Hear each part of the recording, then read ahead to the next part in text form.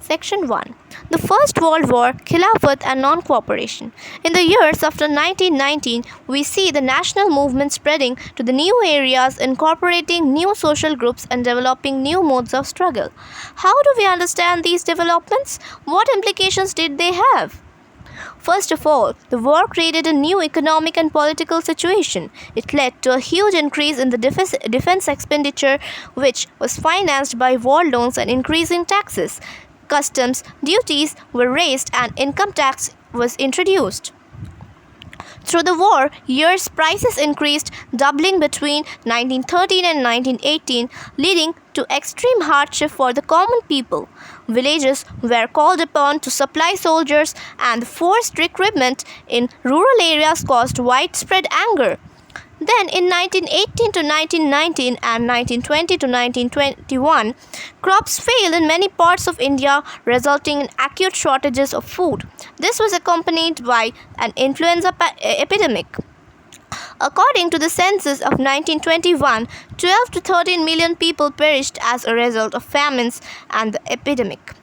People hoped that their hardships would end after the war was over, but that did not happen.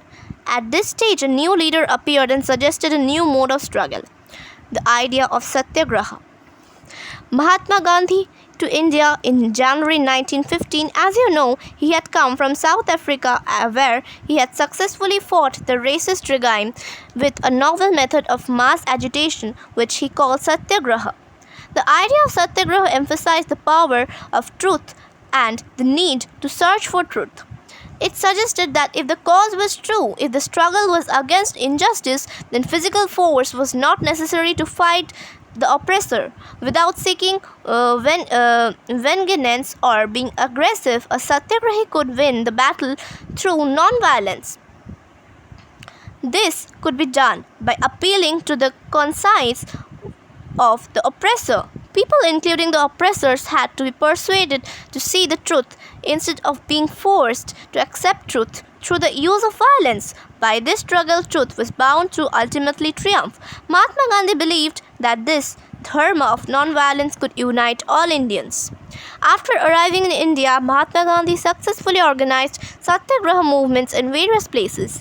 In 1916, he traveled to the Champaran in Bihar to inspire the peasants to struggle against the oppressive plantation system. Then, in 1917, he organized a satyagraha to support the peasants of the Kheda district of Gujarat. Affected by crop failure and plague epidemic, the peasants of Kheda could not pay the revenue and were demanding that revenue collection be relaxed.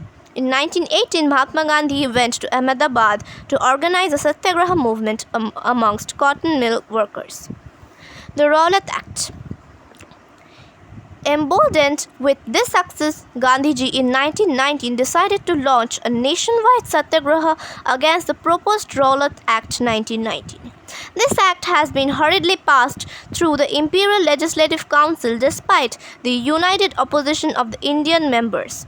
It gave the government enormous powers to repress political activities and allowed detention of political prisoners without trial for 2 years.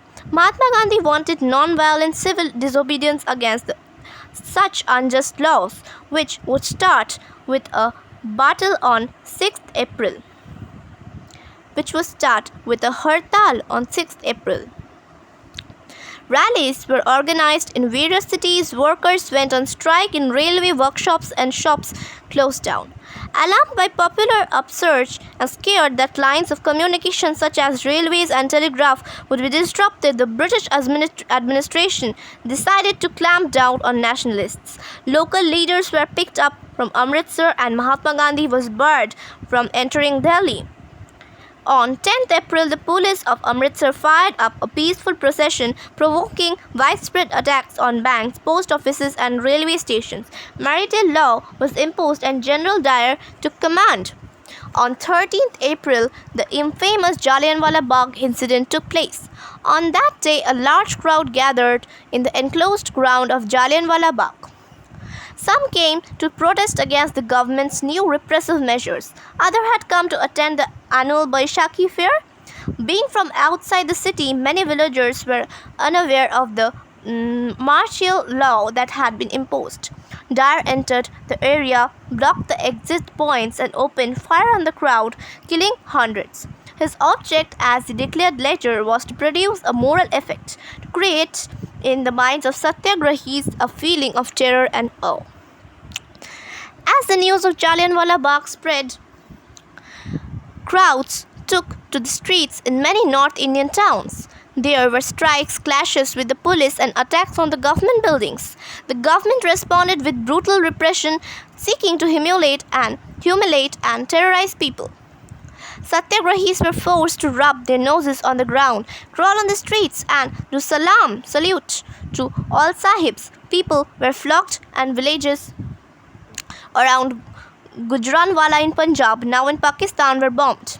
Seeing violence spread, Mahatma Gandhi called off the movement. While the Rowlatt Satyagraha had been a widespread movement, it was still limited mostly to cities and towns. Mahatma Gandhi now felt the need to launch a more broad-based movement in India.